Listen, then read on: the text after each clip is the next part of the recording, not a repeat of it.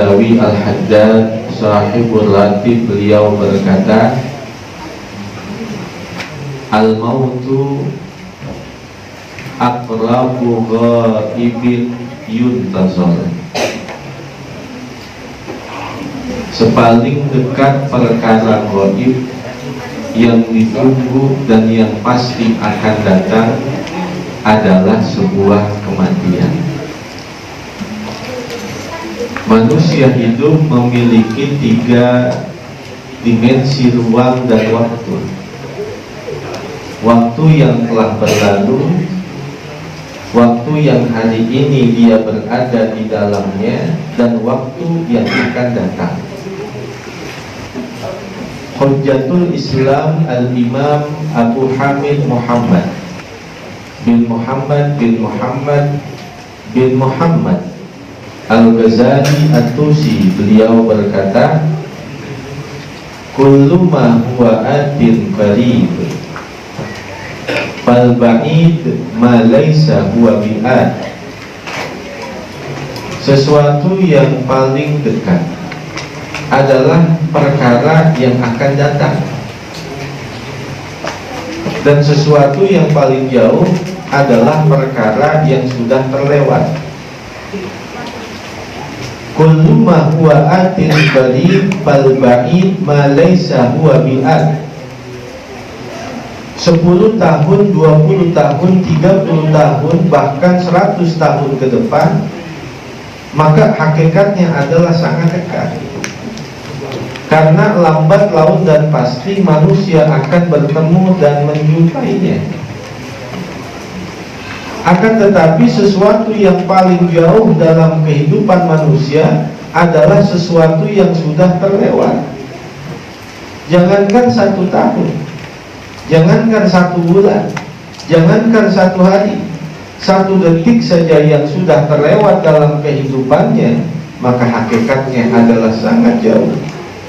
Karena pasti kita tidak akan kembali bertemu dengannya. Asy-Syaikh Al-Imam Ibn Ajibah Al-Hasani radhiyallahu ta'ala anhu wa arda, beliau berkata, walau annana idza mutna turikna lakana al-mautu rahatan likulli hayy, walakinna idza mutna wa itna fanus'alu ba'dada an kulli syai'. Seandainya setelah kematian itu manusia dibiarkan begitu saja, maka sungguh kematian menjadi sebuah kenyamanan bagi setiap manusia yang hidup. Akan tetapi justru kenyataannya setelah kematian, manusia itu akan dibangkitkan, dihidupkan, dipertanyakan, dan dipertanggungjawabkan terhadap apa yang pernah mereka kerjakan dalam kehidupan dunia ini. Al-Imam Asy-Syafi'i radhiyallahu ta'ala anhu wa arda, beliau berkata, kulluna narji'u ilallahi ba'dal maut fatuba thumma tuba thumma tuba liman raja'a ilaihi qoblal maut. Tiap-tiap kita pasti akan kembali kepada Allah setelah kematian. Maka betapa beruntungnya manusia yang sudah kembali kepada Allah sebelum kematian. Sehingga orang yang cerdas berkata, apa yang akan kita lakukan di esok hari? Tetapi justru orang yang bijak berkata, apa yang akan terjadi dari takdir Allah untuk kita di esok hari? Hadirin ma'asyiral muslimin rahimakumullah. Dalam kitab Al-Fawaidul Mukhtarah terdapat sebuah riwayat yang sahih bahwa Allah Subhanahu wa ta'ala menurunkan 2 malaikat yang ditugaskan untuk 2 orang yang berbeda. Malaikat yang pertama Allah tugaskan untuk datang kepada orang yang beriman yang sedang sakaratul maut. Dan malaikat yang kedua Allah kirimkan untuk orang yang kafir yang juga sedang sakaratul maut.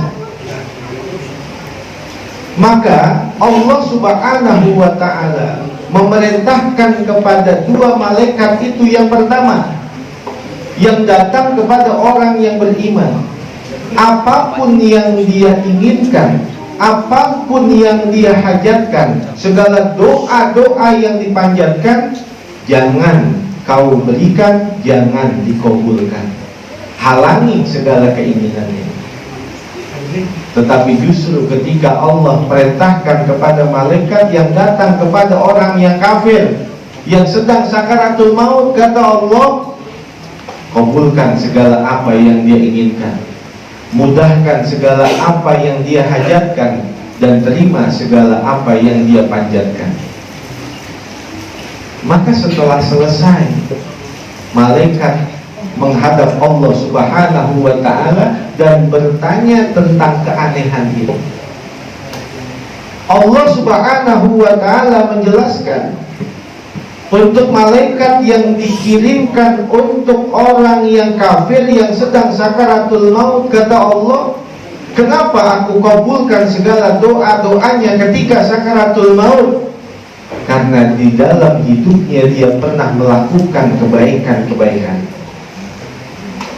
Aku ingin membalas semua kebaikannya di dunia, supaya ketika dia masuk ke dalam akhirat tidak lagi membawa kebaikan yang aku akan balas nanti dalam kehidupan akhirat, sehingga aku selesaikan semua kebaikannya di dunia untuk dunianya.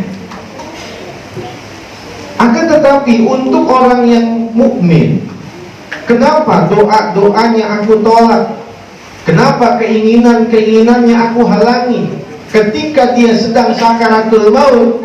Karena seumur hidupnya ada sebagian dalam kehidupan terselip dosa-dosa dan kemaksiatan.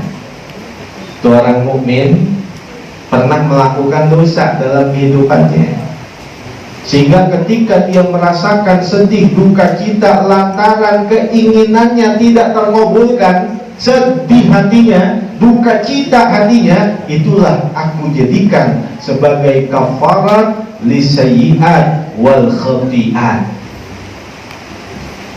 Itulah penyebab aku ampuni dosa-dosanya. Itulah penyebab aku tebus segala kekhilafan dan kealpaan semasa hidupnya dengan kesedihan ketika sakaratul mautnya. Ketika dia sudah terampuni dosa-dosanya dalam kehidupan dunia, dia masuk ke akhirat sudah tidak membawa dosa sedikit pun, dan aku tempatkan dia di dalam sorga dan keridhaanku.